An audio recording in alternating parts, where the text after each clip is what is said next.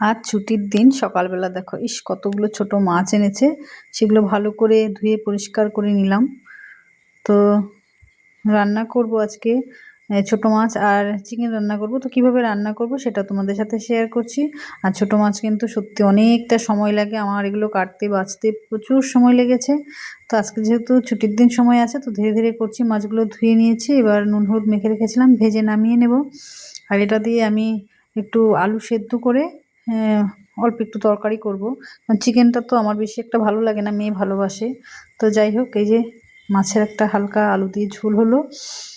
আর চিকেনটা রান্না করব আমি সবসময় যে প্রসেসে করি সেটাই, তবুও কিন্তু আজকে মশলাটা আমি মিক্সিতেই করেছি, কারণ কদিন আগে মিক্সিটা খারাপ হয়েছিল, জন্য পরে ঠিক করে নিয়ে এলাম।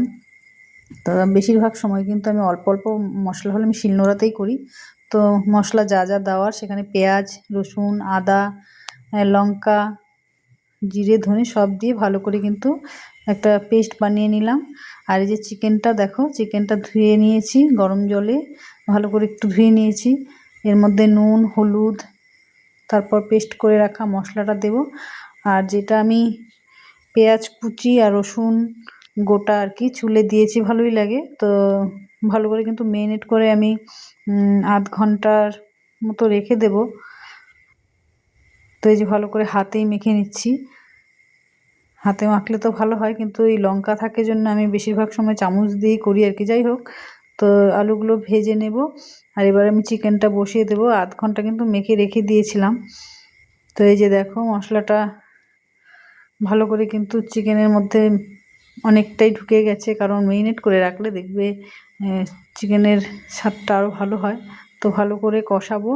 আর যেটা দেব সেটা হচ্ছে একটু মিট মশলা দেব আজকে। তো ভালো করে এই যে দেখো কষিয়ে নেব,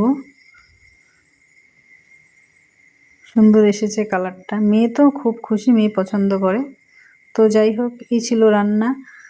তো তোমরা যে যেখান থেকে দেখলে সবাইকে অসংখ্য ধন্যবাদ। সবাই ভালো থেকো, সুস্থ থেকো, টাটা, আবারও দেখা হচ্ছে।